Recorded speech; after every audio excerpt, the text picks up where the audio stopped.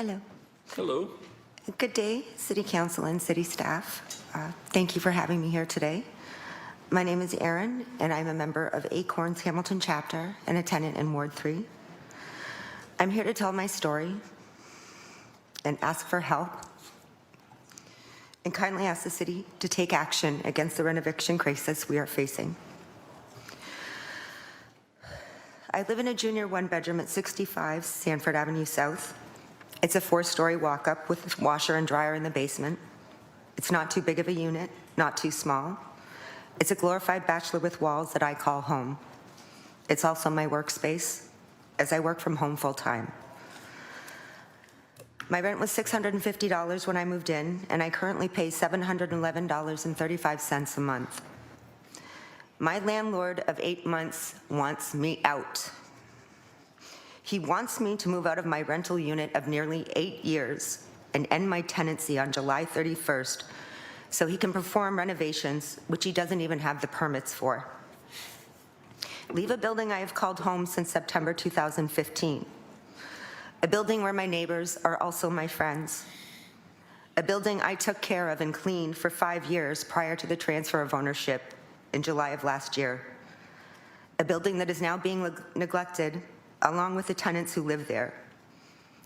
In the last 8 months, we've been served 2 N13s, 2 low cash buyout offers. The first was for $3K if we move within 3 months, and a second offer of $5K if we move within 3 months again.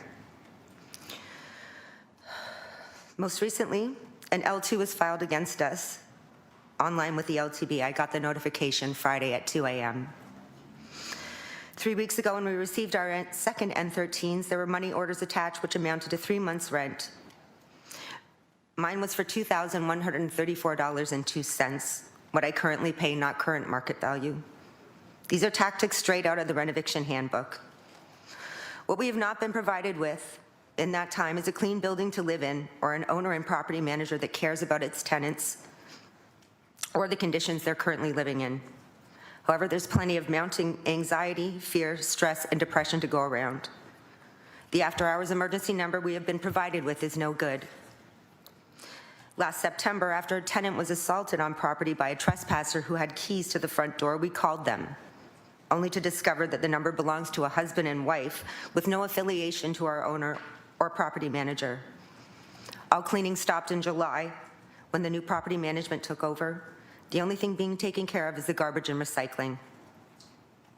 Please understand, this building was my baby, and I put a lot of work into keeping it clean and tidy for everyone, even investing my own money into its upkeep. Our halls remain filthy 8 months later. The floors are in dire need of mopping, and the doors need to be washed, amongst other things. As far as how this is affecting me, I am in crisis mode and have been since last summer.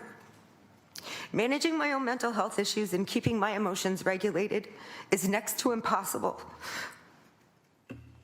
There is no light at the end of the tunnel I am currently walking through.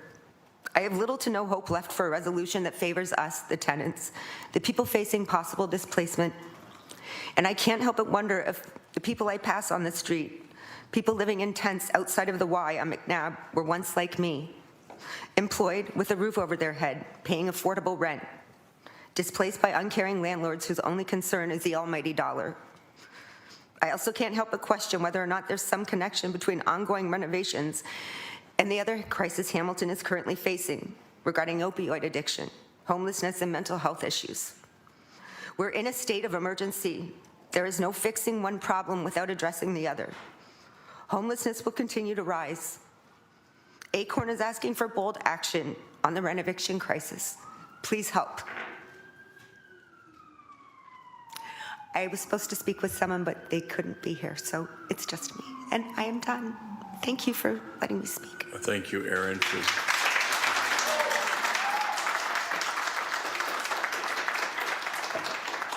Erin, we have Councillor Nan who would like to ask you a couple of questions. Thank you, through you, Chair. Thank you, Erin, for coming in and sharing your story. As a Ward 3 resident, your story and your experience in this context of my office is one that I'm hearing far too often and have been since 2018. So if I could just, what I understood from you was that up until a year ago, a summer, like July last year, Correct.